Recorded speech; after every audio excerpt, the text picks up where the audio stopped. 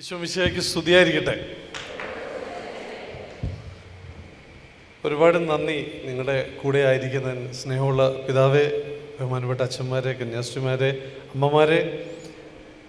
ഇന്ന് എൻ്റെ ജീവിതത്തിലെ അനുഗ്രഹിക്കപ്പെട്ടൊരു നല്ല ദിവസമായിട്ട് എൻ്റെ മനസ്സ് പറയുന്നു. അതിൽ എനിക്ക് വ്യക്തമായി പറയുന്നത് പരിശുദ്ധ അമ്മയുടെ ഒരു നിറഞ്ഞ സാന്നിധ്യം ഇന്ന് ഈ പരിസരത്ത് മുഴുവൻ നമുക്കത് ഫീൽ ചെയ്യാൻ പറ്റുന്നുണ്ട്. അതുകൊണ്ട് തന്നെ സ്വന്തം അമ്മയെ സ്നേഹിച്ചിട്ടുള്ളവർ മാത്രമേ ഇന്നിവിടെ ഉള്ളൂ. അല്ലാതെ ഒരാളെയും ഈ ഒരു പരിസരത്തേക്ക് ഇന്ന് തമ്പുരാൻ കൊണ്ടുവന്നിട്ടില്ല. ഒന്ന് സ്വയം ഒന്ന് ആലോചിച്ച് നോക്കിയാൽ മതി. നമ്മുടെ എല്ലാം ജീവിതത്തിൽ നമ്മൾ ഏറ്റവും കൂടുതൽ സ്നേഹം കൊടുത്തിട്ടുള്ളത് നമ്മുടെ അമ്മയ്ക്കായിരിക്കും അല്ലേ? പിതാവ് ഇന്ന് കുർബാന മധ്യേ പറഞ്ഞപ്പോൾ നമ്മുടെ മക്കൾ 1-ാം സ്ഥാനം നേടണം, ഏറ്റവും ബെസ്റ്റായിരിക്കണം എന്നൊക്കെ ആഗ്രഹിച്ചപ്പോൾ അത് പറഞ്ഞപ്പോൾ എനിക്ക് എൻ്റെ മനസ്സിൽ തോന്നിയത്, എനിക്കുണ്ടല്ലോ അങ്ങനെ ഒരു അമ്മ. എൻ്റെ അമ്മ, ഞാൻ ഇന്ന് ഇവിടെ നിങ്ങളെ അഭിസംബോധന ചെയ്ത് സംസാരിക്കുന്നത് കാണുന്നത് സ്വർഗത്തിലിരുന്നാണ്. അമ്മയ്ക്ക് ജീവിച്ചിരിക്കുന്നെങ്കിൽ അമ്മയ്ക്ക് ഏറ്റവും കൂടുതൽ സന്തോഷമുണ്ടായേക്കാവുന്ന ഒരു വലിയ നിമിഷത്തിലാണ് ഞാനിപ്പോൾ ഉള്ളത്. അപ്പോൾ നമുക്ക് ജീവിതത്തിൽ എൻ്റെ അമ്മ എനിക്ക് 16-ാമത്തെ വയസ്സിൽ നഷ്ടപ്പെട്ടു പോയതാണ്. അപ്പോൾ ഒരു അമ്മ എത്രത്തോളം മകനെ ഉയർന്ന് കാണണമെന്ന് ആഗ്രഹിക്കുന്നതാണ് നമ്മുടെ ക്രിസ്തീയ പാരമ്പര്യത്തിൻ്റെയും അടിസ്ഥാനം, ഏറ്റവും വലിയ അടിസ്ഥാനമെന്ന് എനിക്ക് തോന്നുന്നത്. ഇത് വ്യക്തമായി അറിയാവുന്ന തമ്പുരാൻ നമുക്ക് അമ്മയെ ഏൽപ്പിച്ചിട്ട് പോയി. കാരണം ഒരമ്മയ്ക്ക് മാത്രമേ മകൻ ഏറ്റവും ഉയരങ്ങളിലേക്ക് എത്തണമെന്ന് ആത്മാർത്ഥമായിട്ട് ആഗ്രഹിക്കാൻ സാധിക്കുകയുള്ളൂ. അതുകൊണ്ട് ഞാനെപ്പോഴും ആലോചിച്ചിട്ടുണ്ട്, എന്തുകൊണ്ട് യോഹന്നാൻ ക്രിസ്തുവിൻ്റെ പ്രിയ ശിഷ്യനായി. ഞാനത് പറയുന്നതിന് മുമ്പ് ഞാനിവിടെ നിന്ന് സംസാരിക്കണോ, ഞാൻ നിങ്ങളുടെ ഇടയിലേക്ക് വരണോ? ഉറപ്പല്ലേ? ഞാൻ വരാം. പക്ഷേ എന്നോടൊരു കണ്ടീഷനുണ്ട്.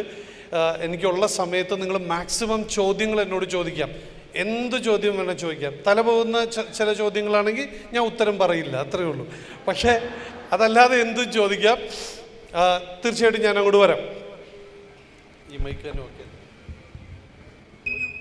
ഒരു മിനിറ്റ് നമ്മളൊന്ന് കണ്ണുകളടച്ച്. കറക്റ്റ് 3 മണിയാണ്.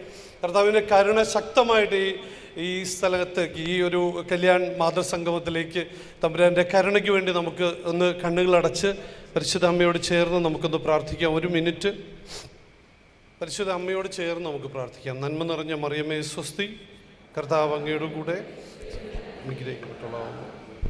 ഉദരത്തിൻ ഫലമായി ഈശോ അനുഗ്രഹിക്കപ്പെട്ടവനാകുന്നു. പരിശുദ്ധ മറിയമേ തമ്പുരാൻ്റെ അമ്മേ, പാപികളായ ഞങ്ങൾക്ക് വേണ്ടി ഇപ്പോഴും ഞങ്ങളുടെ മരണസമയത്തും തമ്പുരാനോട് അപേക്ഷിക്കണമേ. ആമേൻ. ആമേൻ. സ്ത്രീക്ക് ഏറ്റവും കൂടുതൽ വില കൊടുത്തിട്ടുള്ളത് ആരാ? പെട്ടെന്ന് ചോദ്യങ്ങൾ ഉത്തരങ്ങൾ ആരാ? ക്രിസ്തു അല്ലേ?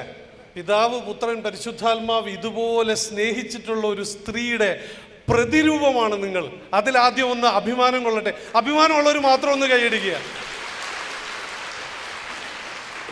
ഞാനിങ്ങനെ ചെറുപ്പത്തിൽ ആലോചിച്ചിട്ടുണ്ട്, തമ്പുരാന് വേണമെങ്കിൽ ജെറുസലേമിൽ എവിടെയോ അല്ലെങ്കിൽ ഇസ്രായേലിൽ ഏതെങ്കിലും ഒരു മരുഭൂമിയിൽ ഒരു സുപ്രഭാതത്തിൽ പ്രത്യക്ഷപ്പെടുന്ന ഒരു പ്രവാചകനായിട്ട് തമ്പുരാന് വരാമായിരുന്നില്ലേ? എന്തിനും ഒരു സ്ത്രീയുടെ ഉദരത്തിലേക്ക് ഒരു 9 മാസം, അതിനുശേഷം പുറത്തു വന്നിട്ട് ആ സ്ത്രീക്ക് വിധേയനായിട്ട് ജീവിക്കുക.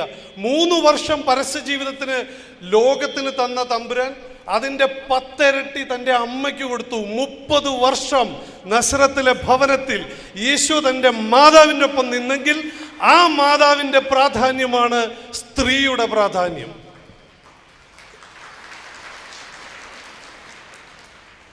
നല്ല കൈയടി തരണം കേട്ടോ. എന്താ കാര്യം എന്നറിയോ? അതെന്താ കാര്യം എന്ന് വെച്ചാലേ, അമ്മമാരെ, നിങ്ങളുടെ മരുമക്കളും കൊച്ചുമക്കളും ഒക്കെ ബ്യൂട്ടി പാർലറിൽ പോകുമ്പോൾ നിങ്ങൾക്ക് പാർലറിൽ പോകാതെ ഫേഷ്യൽ ചെയ്യാനുള്ള ഒരു വലിയ വഴിയാണ് അടുത്തൊരു മണിക്കൂർ. കയ്യടിയോട് കയ്യടി. അപ്പോൾ കാലിൻ്റെ അടിയിൽ നിന്നും ശിരസ് വരെ രക്തം ഇങ്ങനെ ഓടുമ്പോൾ മുഖത്ത് ഭയങ്കര ഗ്ലാമർ. അപ്പോൾ വീട്ടിൽ ചെല്ലുമ്പോൾ ചേട്ടനും മക്കളും ഒക്കെ ചോദിക്കും, ഇതെന്നാ പറ്റിയടിയെന്ന് ചോദിക്കും.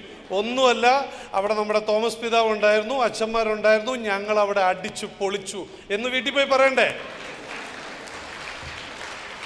ഇതിലും മരുമക്കളുണ്ട്, അമ്മായിയമ്മമാരുണ്ട്, എല്ലാവരും ഉണ്ട് അല്ലേ? ഈ അടുത്തൊരു വാട്സപ്പിൽ ഒരു കോമഡി കണ്ടു. ഒരു അമ്മായിയമ്മയ്ക്കും മരുമോൾക്കും ഒരേ സമയത്ത് അച്ഛൻ പറഞ്ഞ പോലെ പ്രത്യക്ഷപ്പെട്ടിട്ട് വരം ചോദിച്ചു. അപ്പോൾ അമ്മായിയമ്മയും മരുമോളും തമ്മിൽ കടുത്ത മത്സരമാണ്. പക്ഷേ ഒരു കണ്ടീഷൻ വെച്ചു, ഒരാൾക്ക് കൊടുക്കുന്നതിൻ്റെ 100 ഇരട്ടി മറ്റേ ആൾക്ക് കൊടുക്കുന്നു. കേട്ടോ? അപ്പോൾ ഒറ്റ വരം. അത് നിങ്ങളിൽ ആര് വേണം? ഒരു പ്രാവശ്യം ഒന്ന് അമ്മായിയമ്മ ചോദിച്ചിട്ട് പറഞ്ഞു, അവൾ ആദ്യം പറഞ്ഞോട്ടെ എന്ന് പറഞ്ഞു. മരുമോള് നോക്കിയപ്പോൾ നല്ല ചാൻസ്, എനിക്ക് ചെറിയൊരു അറ്റാക്ക് തരണേന്ന് പറഞ്ഞു.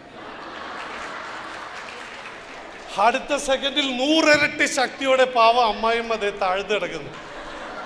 അതുകൊണ്ട് don't ever under estimate the power, the intelligence of A woman.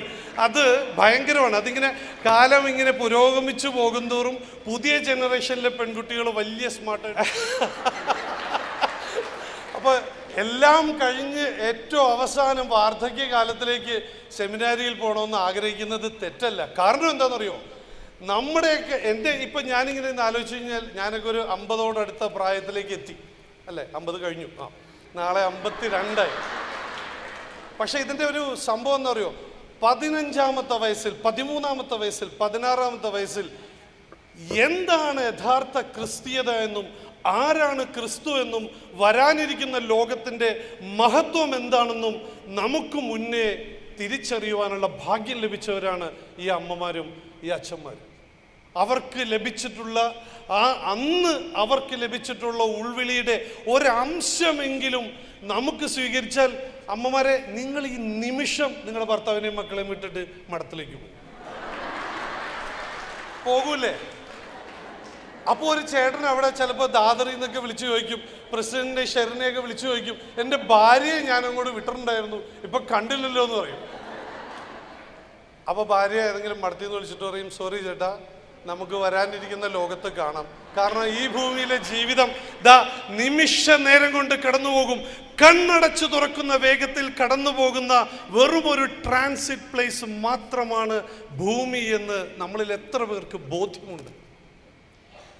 അതാണ് യഥാർത്ഥ ക്രിസ്തീയതയുടെ ആദ്യത്തെ ഒരു വലിയ സംഭവം നമ്മൾ മനസ്സിലാക്കേണ്ടത്. ഈ ഭൂമിക്ക് വേണ്ടി മാത്രം പ്രത്യാശ അർപ്പിക്കുന്നവരെ പോലെ ആകാതെ വരാനിരിക്കുന്ന ലോകത്ത്, മരണമില്ലാത്തൊരു ലോകത്ത്, അവൻ്റെ പാർശ്വത്താൽ, അവൻ്റെ വലതും ഇടതുമായി ഒരു സിംഹാസനം അവിടെ ഒരുക്കിയിട്ടുണ്ടെങ്കിൽ, മഹത്വത്തിൻ്റെ കിരീടം നമ്മളെ കാത്തിരിക്കുന്നുണ്ടെങ്കിൽ, ആ കിരീടത്തിന് വേണ്ടി പോരാടുന്നത് മാത്രമായിരിക്കണം നമ്മുടെ ജീവിതം. അതുകൊണ്ടാണ് വിശുദ്ധ പൗലോസ് ശ്ലീഹ ഇന്ന് നമ്മുടെ റോമാക്കാർക്ക് എഴുതിയ ലേഖനത്തിൽ ഇന്ന് പിതാവിൻ്റെ കുർബാനയിൽ നമ്മൾ കേട്ടില്ലേ, നാം ആഗ്രഹിക്കാത്ത ഒരു തിന്മ നമ്മളുടെ ശരീരത്തിൻ്റെ ഉള്ളിലുണ്ടെങ്കിൽ, ഇച്ഛിക്കാത്ത തിന്മയാണ് ഇച്ഛിക്കുന്ന നന്മയേക്കാൾ അധികമായി നമ്മൾ ചെയ്യുന്നുണ്ടെങ്കിൽ അവനെയാണ് പിടിക്കേണ്ടത്. അവനെ മാത്രമാണ് പിടിക്കേണ്ടത്. കാരണം നമ്മളെ വിശുദ്ധീകരിക്കാതെ, നമ്മളെ ചങ്ങലക്കിട്ട് നമ്മളെ അടിമപ്പെടുത്തുന്ന ആ പിശാചിൻ്റെ കരങ്ങളിൽ നിന്ന് നമ്മയും നമ്മുടെ കുടുംബത്തെയും മോചിപ്പിക്കുവാനായിരിക്കണം ഓരോ അമ്മമാരും പ്രാർത്ഥിക്കേണ്ടത്. കാരണം ഇന്ന് ഏറ്റവും കൂടുതൽ കത്തോലിക്ക സഭ ആക്രമണ വിധേയമായിക്കൊണ്ടിരിക്കുകയാണ്. കാരണം എന്താണെന്നറിയോ? നിങ്ങൾ വിദേശ രാജ്യങ്ങളിലേക്കൊന്ന് പോയി നോക്കുക. ഏത് അമേരിക്കൻ രാജ്യങ്ങളിലും, യൂറോപ്യൻ രാജ്യങ്ങളിലും, ആഫ്രിക്കൻ രാജ്യങ്ങളിലും, ഫാർ ഈസ്റ്റ് രാജ്യങ്ങളിലും ഒക്കെ സുവിശേഷം എത്തിക്കുന്നത് ആരാണെന്നറിയോ? മലയാളിയാണ്. ഒരു മലയാളി തീക്ഷ്ണതയോടെ കടന്നു ചെല്ലാത്ത ലോകത്തിലെ ഭാഗങ്ങളില്ല. അപ്പൊ ഇന്ന് നമുക്കൊരു കാര്യം ഉറപ്പിക്കാം, പിശാചിൻ്റെ പ്രഖ്യാപിത ശത്രു ഇന്ന് മലയാളിയാണ്. മലയാളി കത്തോലിക്കനാണ്, മലയാളി ക്രിസ്ത്യാനിയാണ്. കാരണം അവനെ പിടിച്ചു കെട്ടിയില്ലെങ്കിൽ അവൻ ഈ ഭൂമിയുടെ മുഴുവൻ അതിർത്തികളിലേക്കും അവൻ സുവിശേഷവുമായി കടന്നു ചെല്ലുമെന്ന് തിരിച്ചറിഞ്ഞ പിശാച് കേരള കത്തോലിക്ക സഭയുടെ, സീറോ മലബാർ സഭയുടെ കേന്ദ്രമായ എറണാകുളം അങ്കമാലി അതിരൂപതയിൽ തന്നെ അവൻ്റെ ആദ്യ വെടി അവൻ പൊട്ടിച്ചിരിക്കുകയാണ്. അവിടെ നിന്നാണ് സഭയ്ക്ക് ഏറ്റവും വലിയ കടുത്ത ഭീഷണി ഉയരുന്നത്, കടുത്ത ആക്രമണം ഉയരുന്നത്. ചെറുത്തു നിന്ന് തോൽപ്പിക്കേണ്ടത് ഈ അമ്മമാരാണ്. നിങ്ങളുടെ മുട്ടയിൽ നിന്നുള്ള പ്രാർത്ഥന കൊണ്ട് മാത്രമേ സഭയിൽ സമാധാനവും സ്നേഹവും തിരിച്ചു വരികയുള്ളൂ. കാരണം 2000 വർഷമായിട്ട് അവൻ്റെ സഭ തകർക്കപ്പെട്ടിട്ടില്ല. ഇതിലും വലിയ വിപ്ലവങ്ങൾ സഭയിൽ ഉണ്ടായിട്ടുണ്ട്, ഇതിലും വലിയ ആക്രമണങ്ങൾ ഉണ്ടായിട്ടുണ്ട്. പക്ഷേ സഭ ശക്തിയോടെ പിടിച്ചു നിന്നത് പരിശുദ്ധാത്മാവിനാൽ നയിക്കപ്പെടുന്ന സഭയായതുകൊണ്ടാണ്. അമ്മമാരുടെ പ്രാർത്ഥന കണ്ടില്ലെന്ന് അടിക്കാൻ തമ്പുരാന് പറ്റില്ല. ഞങ്ങൾ ആണുങ്ങൾ പ്രാർത്ഥിച്ചാലൊന്നും വലിയ പവർ ഇല്ലെന്നേ. കാനായിലെ കല്യാണ വിരുന്നിൽ വെച്ച് പരിശുദ്ധ അമ്മ ഈശോയുടെ അടുത്ത് എന്താ പറയുക, ഈശോയ്ക്ക് അറിയാം ഈശോയുടെ സമയമായിട്ടില്ലെന്ന്. പക്ഷേ ഒരമ്മ ആ സമയത്തിലേക്ക് ഈശോയെ തള്ളിവിടുകയാണ്. അമ്മയ്ക്കറിയാം പരസ്യ ജീവിതത്തിലേക്ക് ക്രിസ്തു കടന്നാൽ വെറും എണ്ണിച്ചുട്ട അപ്പം പോലെ അവൻ്റെ ദിനങ്ങൾ എണ്ണപ്പെട്ട് കഴിയുമെന്ന് അറിഞ്ഞുകൊണ്ട് ഒരമ്മ അവനെ പരസ്യ ജീവിതത്തിലേക്ക് വിടുകയാണ്. സത്യത്തിൽ കാനായിലെ കല്യാണ വിരുന്നിൽ സംഭവിച്ച ഒരു അത്ഭുതം നമുക്കൊന്ന് ചർച്ച ചെയ്തുകൊണ്ട് നമുക്ക് അടുത്ത സെഷനിലേക്ക് പോകാം. ഞങ്ങൾക്കൊരു സംഘടനയുണ്ട്, സോൾജേഴ്സ് ഓഫ് ഹോളി റോസറി എന്ന് പറയും. പരിശുദ്ധ ജപമാലയുടെ സഹോദര സംഘം നിങ്ങൾക്കും ആരംഭിക്കാം. ഇത്രയേ ഉള്ളൂ സംഘടനയുടെ പൊതു സ്വഭാവം. സംഘടനയിൽ അംഗത്വമോ മെമ്പർഷിപ്പ് ഫീസോ പ്രസിഡൻറ്റോ സെക്രട്ടറിയോ ഒന്നുമില്ല. ലോകം മുഴുവൻ പരിശുദ്ധ ജപമാല ചൊല്ലുന്ന എല്ലാവരും ഇതിൽ അംഗങ്ങളാണ്. അതിൽ മാതാവിൻ്റെ വിശേഷ ദിവസങ്ങളിലും എല്ലാ മാസാദ്യ ശനിയാഴ്ചകളിലും നിങ്ങൾ സമ്പൂർണ്ണ ജപമാല ചൊല്ലി പ്രാർത്ഥിക്കണം. അങ്ങനെ 2-3 പേര് ഉൾപ്പെടുന്ന ഒരു കൂട്ടായ്മ നിങ്ങളുടെ എല്ലാ സ്ഥലങ്ങളിലും ഉണ്ടാവണം. ഈ കല്യാൺ രൂപതയിൽ നമ്മൾ താനെ ഡിസ്ട്രിക്റ്റ് അല്ലേ, താനെ നാസിക് അല്ല പൂനെ നാസിക് ഈ മുംബൈ ഇത്രയും സ്ഥലങ്ങളിലൊക്കെയുള്ള ദേവാലയങ്ങളിൽ അല്ലെങ്കിൽ നിങ്ങളുടെ വീടുകളിലൊക്കെ 2-3 പേരോ ഉള്ളെങ്കിലും ജപമാല ചൊല്ലി പ്രാർത്ഥിക്കണം. കാരണം പരിശുദ്ധ ജപമാലയുടെ പടയാളിയായി മാറുക. വിശുദ്ധ പൗലോസ്ലീഹ നമ്മളോട് പറഞ്ഞിട്ടുള്ളത്, എൻ്റെ മകനെ നീ യേശു ക്രിസ്തുവിൻ്റെ കൃപാവരത്തിൽ നിന്ന് ശക്തി സ്വീകരിക്കുക. ഫസ്റ്റ് സ്റ്റെപ്പ്, ആദ്യത്തെ സ്റ്റെപ്പ്. അനേകം സാക്ഷികളുടെ മുന്നിൽ വെച്ച് നീ മറ്റുള്ളവരെ കൂടി പഠിപ്പിക്കുവാൻ കഴിവുള്ള വിശ്വസ്തരായ അനുയായികൾക്ക് അത് പകർന്നു കൊടുക്കുക. അടുത്തൊരു കാര്യം കൂടെ ശ്രദ്ധിക്കുക, സൈന്യത്തിൽ ചേരുന്ന പടയാളി തന്നെ സൈന്യത്തിൽ ചേർത്ത സൈന്യാധിപൻ്റെ ഉത്തരവനുസരിക്കുക അല്ലാതെ മറ്റൊരു കാര്യത്തിലും തലയിടാറില്ല. നമുക്ക് അടിസ്ഥാനപരമായി സർവ്വ സൈന്യാധിപയായി പരിശുദ്ധ അമ്മയുണ്ട്. അമ്മയുടെ കീഴിൽ ജപമാല ഏന്തി അണിനിരക്കുന്ന മക്കളായി നമ്മൾ ആദ്യം മാറണം. നമ്മുടെ മക്കളെ വീടിൻ്റെ പുറത്തേക്ക് വിടുമ്പോൾ അവരുടെ ബാഗിലോ കയ്യിലോ കഴുത്തിലോ ജപമാല കൊടുത്തു വിടണം. അതവർക്ക് വലിയൊരു പ്രൊട്ടക്ഷൻ ആയിരിക്കും.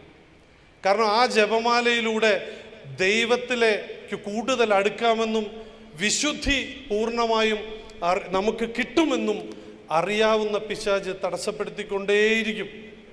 പരിശുദ്ധ ജപമാല ആവർത്തിച്ച് ചൊല്ലുന്ന വ്യക്തിക്ക് ഏറ്റവും വലിയ ഗ്രേസ് കിട്ടുന്നത് അവൻ്റെ ജീവിത വിശുദ്ധിയിലേക്കാണ്. ആ ജീവിത വിശുദ്ധി സ്വന്തമാക്കുക.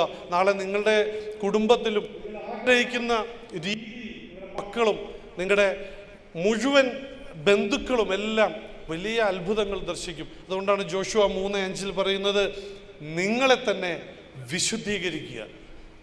ആദ്യം നിങ്ങളെ തന്നെ വിശുദ്ധീകരിക്കുക. നാളെ നിങ്ങളുടെ ഇടയിൽ അത്ഭുതങ്ങൾ സംഭവിക്കും.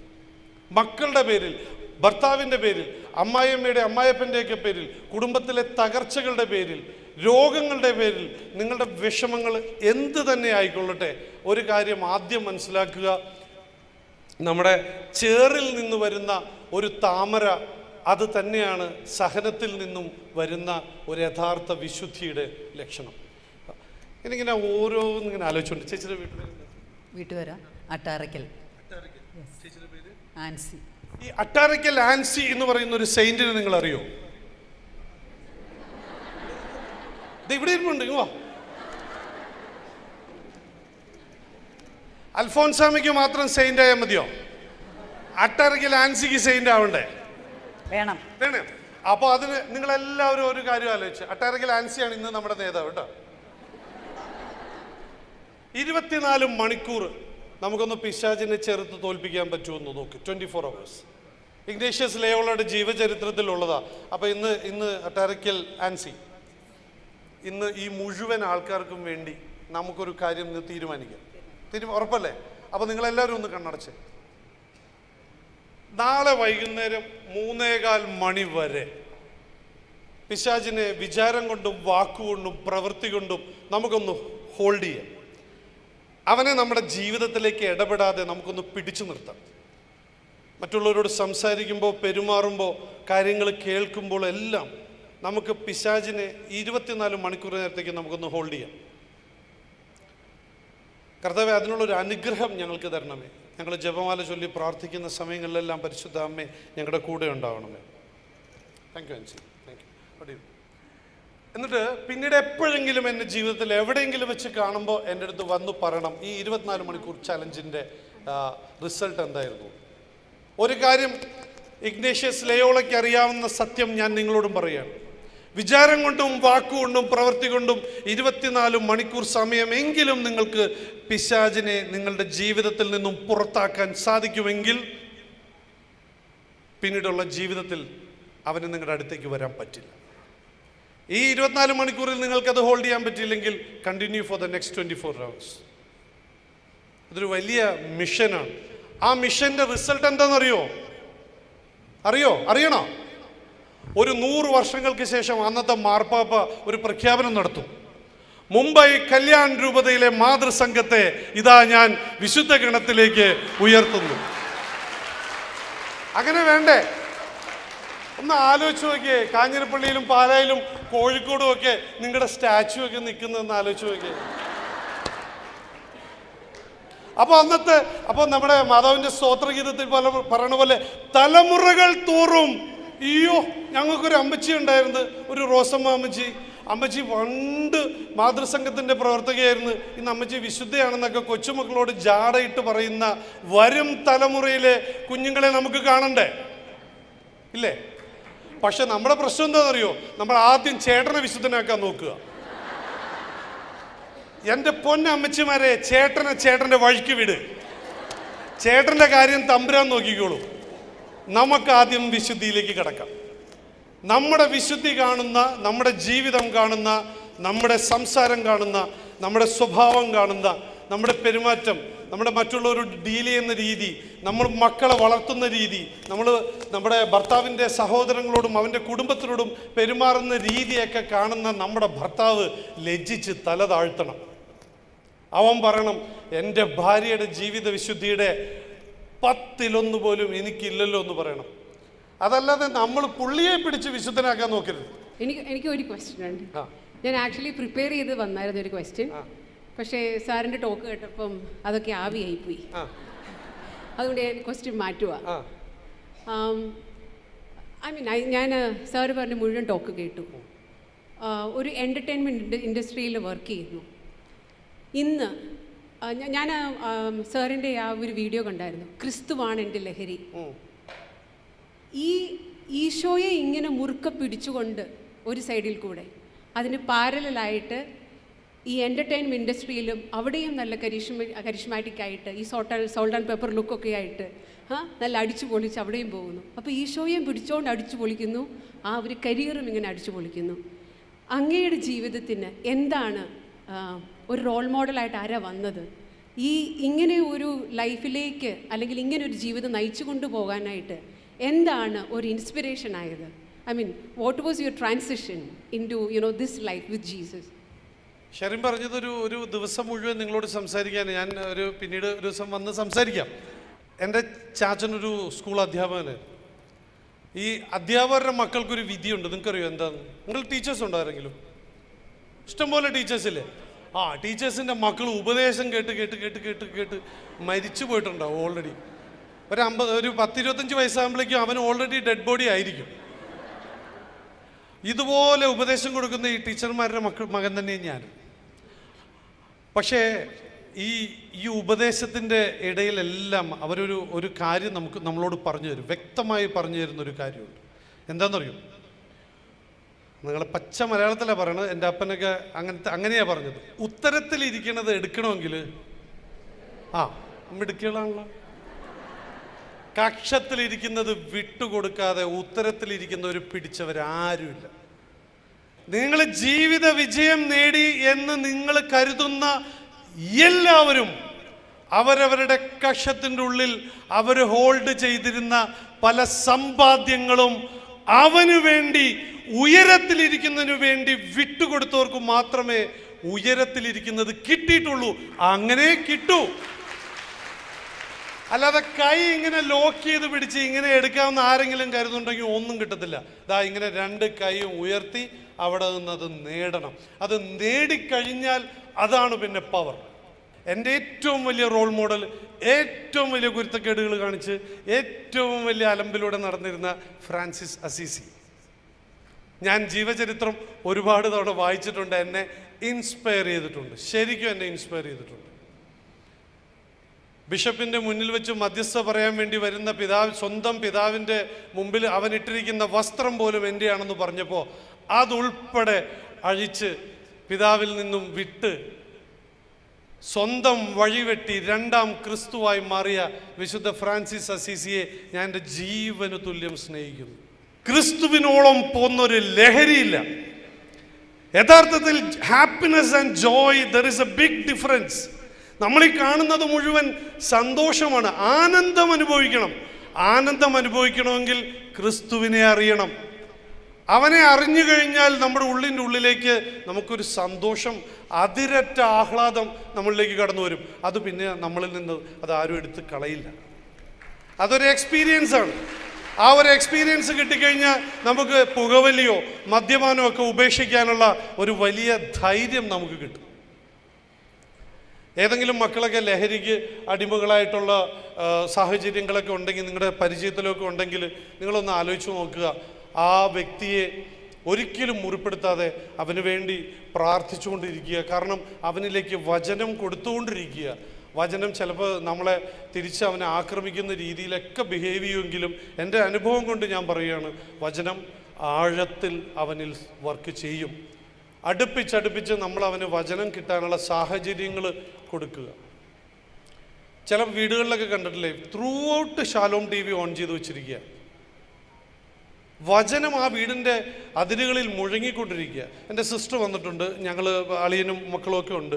ഞങ്ങൾ കുടുംബ കൂട്ടായ്മയിൽ ചെയ്യുന്ന ഒരു കാര്യം ഞാൻ നിങ്ങൾക്കൊന്ന് പറഞ്ഞു തരാം.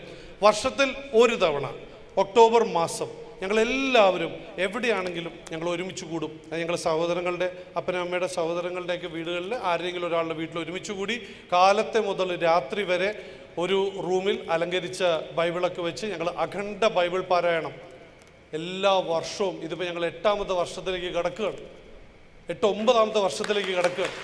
ഒരു മുറിയിൽ ത്രൂ ഔട്ട് വചനം വായിച്ചുകൊണ്ടിരിക്കും. ആ വിശുദ്ധ നമ്മുടെ ക്രിസ്തുവിൻ്റെ രൂപം എഴുന്നള്ളിച്ച് വെച്ചിരിക്കുന്ന ഹാളിൽ എല്ലാവരും കണ്ടിന്യൂസ്ലി ജപമാലയും കുരിശിൻ്റെ വഴിയും കരുണക്കൊന്തയൊക്കെ ചൊല്ലിക്കൊണ്ടിരിക്കും. വചനം വായിക്കുന്ന വ്യക്തിയും തൊട്ടുമുന്നേ വായിച്ച വ്യക്തിയും ഇനി വായിക്കുന്ന വ്യക്തിയും അല്ലാതെ ആ മുറിയിൽ വേറെ ആരും ഉണ്ടാവില്ല. ആ ഒരു ശക്തി ഞങ്ങളുടെ അപ്പൻ്റെ അമ്മയുടെയൊക്കെ കുടുംബത്തിലെ സഹോദരങ്ങളുടെ എല്ലാവരുടെ വീട്ടിലേക്കും മാറി മാറി മാറി മാറി 10 മക്കളുണ്ട് അമ്മയുടെ വീട്ടിൽ. അപ്പോൾ ഓരോ വീടുകളിലും ചാൻസ് കിട്ടണമെങ്കിൽ ഒരു വർഷം കഴിയും. ഓരോ പ്രാവശ്യവും നമ്മുടെ വികാരിച്ചനൊക്കെ കടന്നു വന്നിട്ട് പറയും, ഷോ എത്ര മനോഹരമായിരിക്കുന്നു നിങ്ങളുടെ ഈ ഒരു അറേഞ്ച്മെൻറ്റ്, എന്തുകൊണ്ട് നമ്മുടെ ഭവനത്തിലേക്ക് ആയിക്കൂടാ? ഞാൻ ഇന്ന് നിങ്ങളോട് ആവശ്യപ്പെടുകയാണ്, നിങ്ങളുടെ ഭവനത്തിൽ ഒരു അഖണ്ഡ ബൈബിൾ പാരായണം നിങ്ങൾക്ക് ചെയ്യാൻ സാധിക്കുമെങ്കിൽ നല്ലതാണ്. മുഴുവൻ ബൈബിൾ വായിച്ച് തീർക്കുക. മുഴുവൻ ബൈബിൾ വായിക്കാൻ നമുക്ക് കണ്ടിന്യൂസ്ലി പോയാൽ 90 മണിക്കൂർ വേണം. അത് പുതിയ നിയമമെങ്കിലും വായിക്കുക, സുവിശേഷമെങ്കിലും വായിക്കുക, സങ്കീർത്തനമെങ്കിലും വായിക്കുക. അങ്ങനെ ഭവനത്തിൻ്റെ അതിരുകളിൽ വചനം നിറയ്ക്കുക. അതാണ് പരിശുദ്ധ അമ്മ അന്ന് കണ്ടത്. അവിടെ യഹൂദരുടെ ശുദ്ധീകരണ കർമ്മത്തിനുള്ള കൽഭരണികൾ ഉണ്ടായിരുന്നു. അവിടെ വക്കോളം നിറയുവോളം ജലം നിറയ്ക്കുക, വെള്ളം നിറയ്ക്കുക. വചനത്തെ ജീവജലമായിട്ട് കാണുമ്പോൾ ഒന്ന് ആലോചിച്ച് നോക്കുക. അവിടെ സംഭവിച്ച ട്രാൻസിഷൻ വെള്ളം വീഞ്ഞായി മാറുന്നത് പോലെ ആ ഭവനത്തിൽ നിറയുന്ന വചനം പരിശുദ്ധാത്മാവായി രൂപപ്പെടും. It's A mystery. ഓരോ കത്തോലിക്കൻ്റെയും ശരീരമാകുന്ന ദേവാലയത്തിൽ അവൻ്റെ കലവറയിലെ ദാരിദ്ര്യം തിരിച്ചറിയുന്ന അമ്മ പറയും, ഈശോയോട് പറയും, ദേ സിജോയ്ക്ക് പരിശുദ്ധാത്മാവ് ഇല്ല. എനിക്ക് പരിശുദ്ധാത്മാവ് ഇല്ല എന്ന് തിരിച്ചറിയുന്ന കർത്താവ് എൻ്റെ പരിചാരകരായ എൻ്റെ ഇന്ദ്രിയങ്ങളോട് കൽപ്പിക്കും. എനിക്ക് വേണ്ടി കാണുകയും കേൾക്കുകയും സംസാരിക്കുകയും ചെയ്യുന്ന എൻ്റെ ഇന്ദ്രിയങ്ങളോട് അവൻ കൽപ്പിക്കും. എന്താ അവൻ പറഞ്ഞത്? ഒരൊറ്റ കാര്യമുള്ളൂ.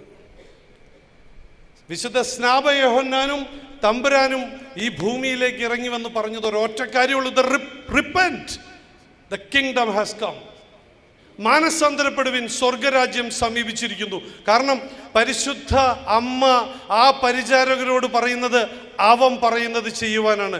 എൻ്റെ ഇന്ദ്രിയങ്ങൾ എൻ്റെ നാഥൻ്റെ മുന്നിലേക്ക് തുറന്നു കൊടുക്കുന്ന സമയം ഞാൻ ആവർത്തിച്ചാവർത്തിച്ച് ഉരുവിടുന്ന വചനങ്ങൾ എൻ്റെ ഹൃദയത്തിൽ നിറയുകയും ആ നിറയുന്ന വചനം പരിശുദ്ധാത്മാവായി രൂപാന്തരം പ്രാപിക്കുകയും ചെയ്യും. അവിടം കൊണ്ട് ഈ മിസ്റ്ററി തീർന്നില്ല.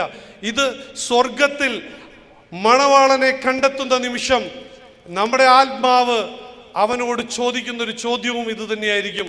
എൻ്റെ കലവറക്കാരനായ എൻ്റെ ആത്മാവ് തമ്പുരാനോട് ചോദിക്കും, എല്ലാവരും നല്ലതാദ്യം വിളമ്പി മോശം എടുത്തു വെക്കുമ്പോൾ നീ മോശം സാഹചര്യങ്ങളിലൂടെ, ഉപവാസങ്ങളിലൂടെ, പ്രാർത്ഥനകളിലൂടെ, കഷ്ടതകളിലൂടെ, ബുദ്ധിമുട്ടുകളിലൂടെ നീ ഞങ്ങളെ കടത്തിവിട്ട് ഇത്രയും മനോഹരമായ ഒരു സ്വർഗരാജ്യം ഞങ്ങൾക്കായി ഒരുക്കി വെച്ചിട്ടില്ലേ എന്ന് എൻ്റെ കലവറക്കാരൻ, എൻ്റെ മണവാളനായ തമ്പുരാനോട് ചോദിക്കുന്ന സമയത്ത് കാനായിലെ കല്യാണ വിരുന്ന് എൻ്റെയും നിങ്ങളുടെയും ശരീരത്തിലും മനസ്സിലും പൂർത്തിയാക്കും. ആ വിവാഹം ശരീരത്തിൽ നടക്കണമെങ്കിൽ പരിശുദ്ധ അമ്മ ബൈബിളിൽ ഒരൊറ്റ കാര്യം മാത്രമാണ് ജനങ്ങളോട് പറഞ്ഞിട്ടുള്ളത്. അതവിടെയാണ്, അവൻ പറയുന്നത് ചെയ്യുക. വേറെ ഒന്നും അമ്മ പറഞ്ഞിട്ടില്ല. അമ്മ പറഞ്ഞ ഒരൊറ്റ കാര്യം, ലുക്ക് അറ്റ് ജീസസ്. അവനെ അനുസരിക്കുക, അവൻ പറയുന്നത് കേൾക്കുക, അവനെ അനുകരിക്കുക. വിപ്ലവം പറഞ്ഞുകൊണ്ടും റോട്ടിൽ പ്രകടനം നടത്തിയും അല്ല ക്രിസ്തീയതയെ ഉയർത്തിപ്പിടിക്കേണ്ടത്. ഒരനുസരണക്കേടിൻ്റെ ശിക്ഷയായി ഈ ഭൂമിയിലേക്ക് വന്ന നമ്മുടെ നിത്യ ശിക്ഷ ഒരനുസരണത്തിലൂടെ പരിശുദ്ധ അമ്മ അതെടുത്ത് കളഞ്ഞെങ്കിൽ, ആദത്തിലൂടെ വന്ന ഒരു അനുസരണക്കേട് തമ്പുരാനിലൂടെ അനുസരണത്തിലൂടെ അനുസരണമുള്ള ഒരു കുഞ്ഞാടിനെ പോലെ തലകുനിച്ച് അവൻ്റെ ബലി അവൻ പൂർത്തിയാക്കിയെങ്കിൽ അനുസരണത്തിൻ്റെ ക്രിസ്തീയ ജീവിതത്തിലുള്ള പ്രാധാന്യം ഏറ്റവും വലുതാണ്. അതുകൊണ്ട് അമ്മമാരെ, ആദ്യം തന്നെ ഞാനൊരു കാര്യം പറയട്ടെ. കുടുംബത്തിൻ്റെ നാഥ നിങ്ങളല്ലേ? നിങ്ങളിൽ നിന്നാണ് ഈ മാർച്ച് 25-ന് നമ്മൾ മംഗളവാർത്തയിലേക്ക് കടക്കുകയാണ്. നിങ്ങളിൽ നിന്നാണ് മംഗളവാർത്തകൾ ഉയരേണ്ടത്. അറ്റ് ടൈംസ് നിങ്ങൾക്ക് ഗബ്രിയേൽ മാലാഖയുടെ റോളായിരിക്കാം, ചിലപ്പോൾ നിങ്ങൾക്ക് പരിശുദ്ധ മാതാവിൻ്റെ റോളായിരിക്കാം. നിങ്ങൾക്ക് വചനം കിട്ടുന്നത് വരെ നിങ്ങൾ ഗബ്രിയേൽ മാലാഖ പോലെ നിങ്ങളുടെ മുന്നിൽ വചനം പറയുന്ന അവരിൽ നിന്ന് നിങ്ങൾ ശക്തി സ്വീകരിക്കുക, നിങ്ങളുടെ വചനം ഉൾക്കൊള്ളുക. നിങ്ങളുടെ ആയിരിക്കുന്ന ഇടങ്ങളിൽ, അച്ഛൻ ഇന്ന് എന്നോട് പറഞ്ഞു, 7000 അമ്മമാരെ പ്രതിനിധീകരിച്ച് വന്നിരിക്കുന്ന 700 അമ്മമാരാണ് ഇന്ന് ഇവിടെ ഉള്ളത്.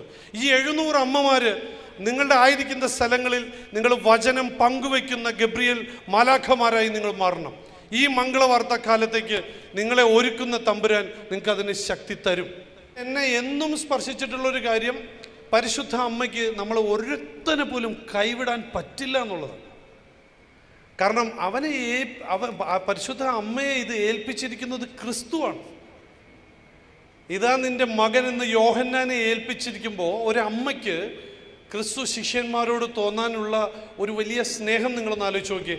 ഞാനൊരു ചോദ്യം ചോദിക്കട്ടെ, നിങ്ങൾ ആരെങ്കിലും ഉത്തരം പറയണം. നമ്മുടെ 12 ഡിസൈപ്പിൾസിൽ ജോൺ മാത്രം എന്തുകൊണ്ടാണ് ഒരു ബിലവഡ് ഡിസൈപ്പിൾ എന്ന് പറയുന്നത്?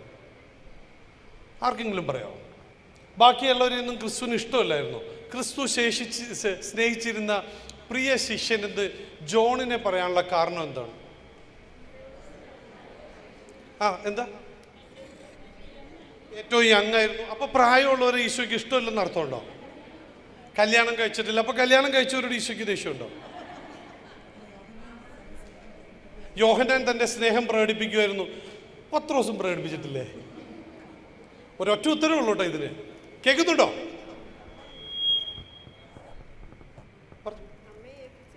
അമ്മയെ ഏൽപ്പിച്ചത് യോഹന്നാനാണ്. പക്ഷെ അതിനു മുമ്പ് എന്തായിരുന്നു യോഹന്നാനോട് ക്രിസ്തുവിനോടുള്ള പ്രത്യേക സ്നേഹം എന്താണെന്ന് ഞാൻ ആധികാരികമായി പറയുന്നതല്ല. പക്ഷെ എങ്കിലും പറയുകയാണെങ്കിൽ, നമ്മുടെ മെൽ ഗിബ്സന്റെ സിനിമ പാഷൻ ഓഫ് ക്രൈസ്റ്റ് കണ്ടില്ലേ? ആ മൂവി ചെയ്യുന്നതിന് മുമ്പ് ഒരു ടീമിൻ്റെ റിസർച്ച് ഉണ്ടായിരുന്നു. ആ ടീമിൻ്റെ റിസർച്ചിൽ അവർ മനസ്സിലാക്കിയ ഒരു കാര്യം, ക്രിസ്തുവിൻ്റെ അമ്മ എപ്പോഴൊക്കെ ക്രിസ്തുവിനെ കാണുവാൻ മറ്റു സ്ത്രീകളുടെ ഒപ്പം വന്നാലും ഓടി അമ്മയുടെ അടുക്കലേക്ക് വന്നിരുന്നത് ജോണാണ്. അമ്മയുടെ കാര്യങ്ങൾ അന്വേഷിച്ചിരുന്നത് ജോണാണ്. തൻ്റെ അമ്മയെ സ്നേഹിക്കുന്ന ഓരോ കത്തോലിക്കനുമാണ് ക്രിസ്തുവിൻ്റെ ബിലവഡ് ഡിസൈപ്പിൾ. മറ്റുള്ള എല്ലാ ക്രിസ്ത്യാനികളും ക്രിസ്തുവിൻ്റെ ശിഷ്യന്മാരായിരിക്കാം, പക്ഷെ കത്തോലിക്കൻ ക്രിസ്തുവിൻ്റെ പ്രിയ ശിഷ്യനായിരിക്കും. Praise the Lord. അതൊരു വലിയ സമാധാനമല്ലേ? നമുക്ക് ആരോടും പിണക്കമൊന്നുമില്ല. പ്രൊട്ടസ്റ്റന്റുകാരോടും മറ്റു സഭാവിഭാഗങ്ങളോടും ഒന്നും പിണക്കമില്ല. അവരൊക്കെ നമുക്കുള്ളവർ തന്നെയാണ്, അവരൊക്കെ ക്രിസ്തുവിനുള്ളവർ തന്നെയാണ്. പക്ഷേ കത്തോലിക്കനെ വ്യക്തമായി വേറിട്ട് മാറ്റി നിർത്തുന്ന ഒരു വിശേഷണമാണ് തൻ്റെ പ്രിയ ശിഷ്യൻ. ആ വിശേഷണം നമ്മുടെ തലയിൽ നിന്നും മാറാതിരിക്കട്ടെ. അതിനടിസ്ഥാനമായി നമുക്കുണ്ടാകേണ്ടത് പരിശുദ്ധ അമ്മയോടുള്ള സ്നേഹം, ആദരവ്. ആ അമ്മയെ വീട്ടിൽ നമ്മുടെ അമ്മയായി പ്രതിഷ്ഠിക്കുക, ആ അമ്മയുടെ വിമല ഹൃദയത്തിന് നമ്മളെ പ്രതിഷ്ഠിക്കുക, ആ അമ്മയുടെ വിശേഷ ദിവസങ്ങളിൽ ആഘോഷിക്കുക. എല്ലാവരും വിളിച്ചുകൂട്ടി ഒരു പായസമൊക്കെ കൊടുത്തൊരു കേക്കൊക്കെ മുറിച്ച് പരിശുദ്ധ അമ്മയുടെ ഫീസ്റ്റ് നമ്മുടെ വീട്ടിൽ സെലിബ്രേറ്റ് ചെയ്യുക. അതുകൊണ്ടല്ലേ ജോൺ ബോൾ പോപ്പ് പോലും അമ്മയെ നഷ്ടപ്പെട്ട ജോൺ ബോൾ പോപ്പ് എന്താ പറയുന്നത്, ടോട്ടസ് തൂസ് എന്ന് കേട്ടിട്ടില്ലേ? മുഴുവനായും പരിശുദ്ധ അമ്മയ്ക്ക് കൊടുത്തുകൊണ്ട് ആ അമ്മയുടെ മകനായിട്ട് ജോൺ ബോൾ പോപ്പ് മാറുകയാണ്. പിന്നീട് പോപ്പിനെ നിയന്ത്രിക്കുന്നത് മുഴുവൻ പരിശുദ്ധ അമ്മയാണ്. അതെന്താ കാര്യം എന്നറിയോ? ജ്ഞാനത്തിലും പ്രായത്തിലും ക്രിസ്തുവിനെ വളർത്തുവാൻ സാധിച്ച പരിശുദ്ധ അമ്മയ്ക്ക് നമ്മളെയും വളർത്തുവാൻ സാധിക്കും. Simple point. വേറെ ഒന്നും കൂടുതൽ ടെൻഷൻ അടിക്കണ്ട. മുറിവിൽ മരുന്ന് വെച്ച് കൊടുത്തിട്ടുണ്ട്, അവന് ദാഹിച്ചപ്പോൾ വെള്ളം കൊടുത്തിട്ടുണ്ട്, ഭക്ഷണം കൊടുത്തിട്ടുണ്ട്, അവനെ പരിചരിച്ചിട്ടുണ്ട്, അവനെ കിടത്തി ഉറക്കിയിട്ടുണ്ട്, അവനെ താരാട്ടുപാടി ഉറക്കിയിട്ടുണ്ട്, അവനെ മാറത്തെടുത്തുകൊണ്ട് നടന്നിട്ടുണ്ട്. കരയുന്ന ദിവസങ്ങളിൽ ആ കുഞ്ഞിനെ നിങ്ങളെ എല്ലാവരെയും പോലെ തന്നെ എടുത്തുകൊണ്ട് നടന്നിട്ടുണ്ട് ഒരമ്മ. ദൈവത്തെ കയ്യിലെടുത്ത് ലാളിക്കാൻ കിട്ടിയ ഒരമ്മ നിസ്സാരകാരിയാണോ? ആ അമ്മയുടെ കാൽ ചുവട്ടിലാണ് സ്വർഗം. പരിശുദ്ധ അമ്മ ബോധജ്ഞാനത്തിൻ്റെ സിംഹാസനമായി മാറുന്നത് അങ്ങനെയാണ്. പിതാവും പുത്രനും പരിശുദ്ധാത്മാവും ഒരുപോലെ സ്നേഹിച്ചാദരിക്കുന്ന പരിശുദ്ധ അമ്മയുടെ സ്വർഗീയ ചൈതന്യം എല്ലാ ഭവനങ്ങളിലും ഉണ്ടാവട്ടെ. വിശുദ്ധ ഔസേപിതാവിൻ്റെ ഒരു മഹനീയ സാന്നിധ്യം നിങ്ങളുടെ ഭവനങ്ങളിൽ ഉണ്ടാവട്ടെ. ഔസേപിതാവിനോട് ഞങ്ങൾ ആണുങ്ങൾക്കൊരു ഒരു ഇതെന്താണെന്നറിയോ? അത് ഞാൻ പറഞ്ഞുതരാം. അതായത് നമ്മൾ ജോലിയൊക്കെ ചെയ്ത് കഷ്ടപ്പെട്ട് വീട്ടിൽ പൈസയൊക്കെ ആയിട്ട് ചെന്ന് വീട്ടിൽ മക്കൾക്ക് ആവശ്യമുള്ളതൊക്കെ കൊടുക്കുമ്പോൾ പിള്ളേർ നമ്മളോടൊരു നന്ദിയുള്ളവരായിരിക്കും, ഇല്ലേ? നല്ല ഭക്ഷണം കൊടുത്തു കഴിയുമ്പോൾ, നല്ല വസ്ത്രം കൊടുത്തു കഴിയുമ്പോൾ, ഒരു സൈക്കിൾ വാങ്ങിച്ചു കൊടുത്തു കഴിയുമ്പോഴൊക്കെ ഒരു അപ്പനായ എനിക്ക് എൻ്റെ മകൾക്കത് കൊടുക്കുമ്പോൾ എനിക്കത് സന്തോഷം എൻ്റെ ഉള്ളിൽ തന്നിട്ടുണ്ടെങ്കിൽ ഒന്ന് ആലോചിച്ച് നോക്കിയേ. വിശുദ്ധ ഔസേപിതാവ് തൻ്റെ വിയർപ്പ് കൊണ്ട് അധ്വാനിച്ച് ഒരു മകന് ഭക്ഷണം കൊടുക്കുന്നു. ആ മകൻ ഈ പ്രപഞ്ചത്തിൻ്റെ തന്നെ സൃഷ്ടാവായ ദൈവം തന്നെയായ ഒരു മനുഷ്യനാണ്. ഒന്ന് ആലോചിച്ച് നോക്കി, ഔസേപിതാവിൻ്റെ സ്വന്തം ജീവിതത്തെക്കുറിച്ചുള്ള ഔസേപിതാവിൻ്റെ ഒരു സമാധാനം എന്തായിരിക്കും? മറിയ വാൾത്തോർത്തയ്ക്കൊക്കെ കിട്ടിയിരിക്കുന്ന റെവലേഷൻ അനുസരിച്ച് 13-ാമത്തെയോ 14-ാമത്തെ വയസ്സിൽ, ക്രിസ്തുവിൻ്റെ 14-ാമത്തെ വയസ്സിൽ ഔസേപിതാവ് മരിച്ചു എന്നാണ് ഞാനും വായിച്ചിട്ടുള്ളത്. പക്ഷെ പിന്നീട് അങ്ങോട്ട് ആ അമ്മയും മകനും നസറത്തിലെ ഭവനത്തിൽ നിന്ന് ഒരുങ്ങിയത് എന്തിനാണെന്നറിയോ? എനിക്കും നിങ്ങൾക്കും സുവിശേഷം കിട്ടുവാൻ. ക്രിസ്തുവിൻ്റെ ഓരോ സുവിശേഷത്തിനും പുറകിലും പരിശുദ്ധ അമ്മയുടെ മധ്യസ്ഥ പ്രാർത്ഥനയുണ്ടായിരുന്നു. ഇന്ന് നമ്മുടെ വട്ടായലച്ചനും ഡൊമിനിക് അച്ഛനും ഡാനിയൽ അച്ഛനും ഇവരെല്ലാം ധ്യാന പ്രസംഗങ്ങൾ നടത്തുമ്പോൾ ഇവരുടെ എല്ലാം പുറകിൽ ഒരു ചാപ്പൽ ഉണ്ടാവും. അവിടെ ദിവ്യകാരുണ്യം എഴുന്നള്ളിച്ചു വെച്ച് കരഞ്ഞുകൊണ്ട് മാറത്തടിച്ച് നിലവിളിച്ചുകൊണ്ട് പ്രാർത്ഥിക്കുന്ന ചില അമ്മച്ചിമാരും അപ്പച്ചന്മാരും ഉണ്ട്. അവരെ കണ്ടിട്ടുണ്ടോ? നിങ്ങൾ ആരും ചിലപ്പോൾ ധ്യാനത്തിന് പോകുമ്പോൾ അവരെ കാണില്ല. അവർ കൊടുക്കുന്ന മധ്യസ്ഥ പ്രാർത്ഥനയുടെ കരുത്താണ് വചന ശുശ്രൂഷണത്തിൻ്റെ വേദിയിലിരിക്കുന്ന ഓരോ വചന ശുശ്രൂഷകരുടെയും കരുത്ത്. ഇടവക നയിക്കുന്ന വികാരിയച്ഛൻ്റെ കരുത്ത് ആ ഇടവകയിലെ വിശ്വാസികളുടെ പ്രാർത്ഥനയാണ്. നമുക്ക് സുഖമായിട്ട് പറയാം, കഴിഞ്ഞ ഞായറാഴ്ച അച്ഛൻ്റെ പ്രസംഗം അത്ര ശരിയായില്ല. നമ്മളാരാ ഇതൊക്കെ വിധിക്കാൻ? കഴിഞ്ഞ ഞായറാഴ്ചത്തെ പ്രസംഗം ഉഷാറായിട്ടില്ലെങ്കിൽ ഇവിടെ ഒന്ന് തൊട്ടു നോക്കി പറഞ്ഞാൽ മതി, അത് നിന്റെ കുഴപ്പം കൊണ്ടാണ്. ആ വചനം കേൾക്കുമ്പോൾ അത് ഒരുങ്ങുന്ന ഒരു ഹൃദയമായി നമ്മുടെ ഹൃദയം മാറാത്തത് കൊണ്ടാണ് നമുക്ക് ആ വചന ശുശ്രൂഷ നമ്മുടെ ശരീരത്തിലേക്കും മനസ്സിലേക്കും പ്രവർത്തിക്കാത്തത്. ഓരോ വൈദികനും എത്ര ഒരുക്കത്തോടു കൂടിയാണ് വിശുദ്ധ കുർബാന ചൊല്ലുന്നത്. കരഞ്ഞുകൊണ്ടല്ലാതെ വിശുദ്ധ കുർബാന അർപ്പിക്കാൻ സാധിക്കില്ലെന്ന് എൻ്റെ സുഹൃത്തുക്കളായ അച്ഛന്മാരോട് പറഞ്ഞിട്ടുണ്ട്. തുടക്കം മുതൽ അവസാനം വരെ വിശുദ്ധ കുർബാനയുടെ ശക്തി മനസ്സിലാക്കിയാണ് ഒരു വിശുദ്ധ കുർബാനയിൽ പങ്കെടുക്കുന്നതെങ്കിൽ കണ്ണ് നിറയാതെ അനുതാപം ഉളവാകാതെ ഒരു വിശുദ്ധ കുർബാന ആർക്കും അർപ്പിക്കാൻ സാധിക്കില്ല. അതുകൊണ്ട് കുർബാനക്ക് നമ്മൾ കാണാനല്ല പോകേണ്ടത്, ബലി അർപ്പിക്കുവാനാണ് നമ്മൾ പോകേണ്ടത്. കുർബാന കാണാൻ ചെല്ലുമ്പോഴാണ് കുർബാന ഷോയായി മാറുന്നത്. നമ്മൾ കുർബാന കാണാൻ പോകുന്നവരായിരിക്കരുത്, നമ്മളവിടെ സഹകാർമ്മികരാണ്. ഭൂമിയിലെ അൾത്താരയിൽ വിശുദ്ധ ബലി അർപ്പിക്കുമ്പോൾ നമ്മൾ ആ പുരോഹിതൻ്റെ ഒപ്പം നിന്ന് അർപ്പിക്കുക. കുടുംബത്തിൽ വൈദികരുണ്ടാവണമെന്ന് ആഗ്രഹിക്കുന്നുണ്ടെങ്കിൽ അവർക്ക് നല്ല നല്ല വിശുദ്ധരുടെ ജീവചരിത്രം പകർന്നു കൊടുക്കണം. അപ്പോൾ നിങ്ങൾ പോലും അറിയാതെ ആ മക്കൾക്ക് ഒരു വിശുദ്ധി അവരുടെ ഉള്ളിൻ്റെ ഉള്ളിലേക്ക് വരും. ഇനി 3 മിനിറ്റും കൂടെ കഴിഞ്ഞാൽ നമുക്ക് നിർത്താം. ഇഷ്ടംപോലെ ചോദ്യമുണ്ട്. ഇനി 3 മിനിറ്റുണ്ട്. സാറിന് 7 മണിക്ക് എയർപോർട്ടിൽ എത്തേണ്ടതുണ്ട്. സാറേ, ടോക്കിൻ്റെ ഇടയ്ക്ക് എനിക്ക് തോന്നുന്നു ഇവിടെ അമ്മമാർ കല്യാൺ രൂപതയിലൊക്കെ ഓടി നടന്ന്, ഞാനും ഷിബോച്ചനൊക്കെ 25 വർഷമായി ഓടി നടക്കാൻ തുടങ്ങിയിട്ട്. ഇവിടെ ഇപ്പം എനിക്ക് തോന്നുന്നു സാറിന് 5 മക്കൾ ഉണ്ടെന്നൊക്കെ പറയുന്നു.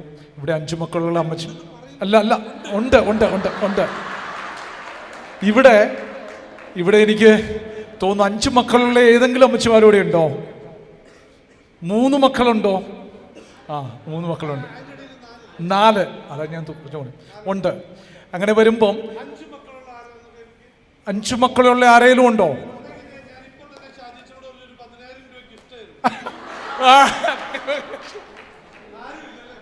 ആലോചനയുള്ളവർ കാണും കേട്ടോ. ആലോചനയുള്ളവർക്ക് കൊടുക്കോ?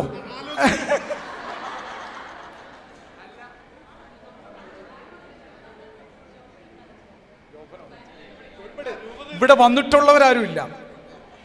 സാറിൻ്റെ ഒരു ടോക്ക് കേട്ടായിരുന്നു ഞാൻ. ആ ടോക്കിൽ ഒരു ചേട്ടൻ, എനിക്ക് തോന്നുന്നു അത് കുറച്ചും കൂടെ നമുക്ക് ആവശ്യമായിട്ടുള്ളൊരു കാര്യമാണെന്ന് എനിക്ക് തോന്നുന്നു. സാർ അത് പറഞ്ഞിട്ടില്ല എന്നുള്ളൊരു ചിന്തയാണ് എനിക്ക് തോന്നിയത്. ഇപ്പം നമ്മുടെ മക്കൾ 12ാം ക്ലാസ് വരെ നമ്മുടെ കയ്യിലൊക്കെ ഇരിക്കും. അമ്മച്ചിമാർ നല്ല പിടിക്കുക, നമുക്ക് ടോപ്പ് മാർക്കും അതുപോലെ തന്നെ സ്വന്തം കൊച്ചാണെന്ന് പറയും.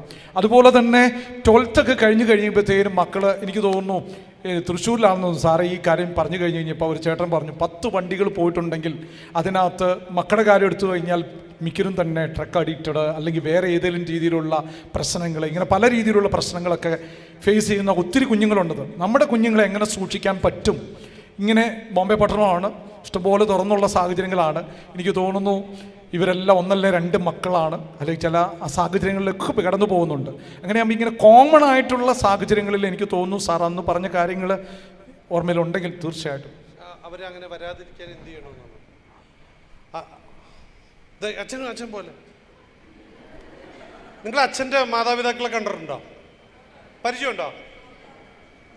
ഇങ്ങോട്ട് മോദിക്ക് നോക്കി. അച്ഛൻ്റെ മാതാപിതാക്കൾ എന്ന് പറഞ്ഞാൽ ഇത് തന്നെയാണ്. നിങ്ങൾ കണ്ണാടിയിൽ നോക്കുമ്പോൾ നിങ്ങളെ കാണുന്നില്ലേ? നിങ്ങളും നിങ്ങളുടെ മക്കൾ അത് തന്നെയാണ്.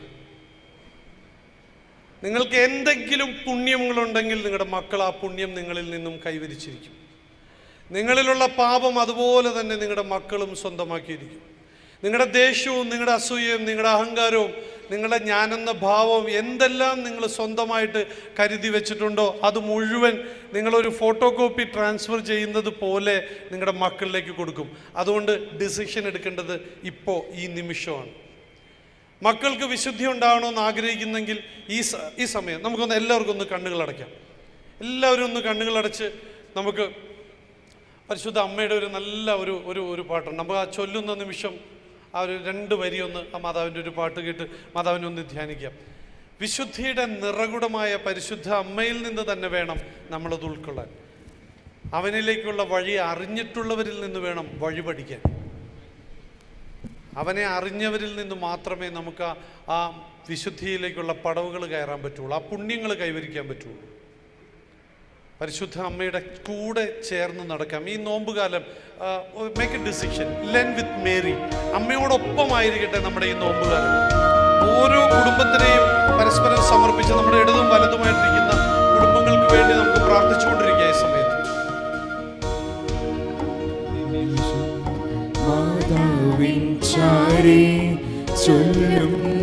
ജപമാല വഴിയാ ചൊല്ലുന്ന നിമിഷം മാതാവിൻ ചാരേ ചൊല്ലുന്ന ജപമാല വഴിയാ കയ്യിലിരിക്കുന്ന ഉണ്ണീശോയുടെ ചാരേ ഞാനും ഇരിക്കും കയ്യിലിരിക്കുന്ന ഉണ്ണീശോയുടെ ചാരേ ഞാനും ഇരിക്കും എന്തു നല്ലമ്മ എന്നുടെ അമ്മ എനിക്കും ഈശോയ്ക്കും ഒരേ അമ്മ എന്തു നല്ലമ്മ എന്നുടെ അമ്മ എനിക്കും ഈശോയ്ക്കും ഒരേ അമ്മ. ലൂയി ഡി മോൺഫോർട്ട് പറയുന്നത്, നിങ്ങൾ ദിവ്യരഹസ്യങ്ങളുടെ പുഷ്പകിരീടം വായിച്ചിട്ടുണ്ടോ? The secret of the holy rosary. മാതൃസംഘത്തിന് പിന്നെയും ചിലവ് കൂടുകയാണല്ലോ വെച്ചാൽ ഒരു 700 ബുക്കും കൂടെ the secret of the holy rosary Saint Louis de മോൺഫോർട്ടിൻ്റെ ഒരു ബുക്കുണ്ട്. അതാണ് അതിൽ പറയുന്നുണ്ട്, ഒരു മാഗ്നിഫയിങ് ലെൻസാണ് പരിശുദ്ധ അമ്മ. മാഗ്നിഫയിങ് ലെൻസിലൂടെ നമ്മൾ എന്തെങ്കിലും ഒരു ഒബ്ജക്റ്റ് കാണുമ്പോൾ അതിനെ എൻഹാൻസ് ചെയ്ത് അതിനെ എൻലാർജ് ചെയ്ത് കാണുന്നത് പോലെയാണ് പരിശുദ്ധ അമ്മയിലൂടെ ഈശോയെ നോക്കുമ്പോൾ നിങ്ങൾ ഇന്ന് വരെ കാണാത്തൊരു ഈശോയെ നിങ്ങൾക്ക് കാണാൻ സാധിക്കും. അതുകൊണ്ട് ജീസസിനെ പരിശുദ്ധ അമ്മയിലൂടെ കണ്ടെത്തുവാനുള്ള ഒരു ശ്രമം നടക്കട്ടെ. അപ്പം നമുക്ക് പറയാൻ പറ്റും, my soul magnifies the Lord. Amen.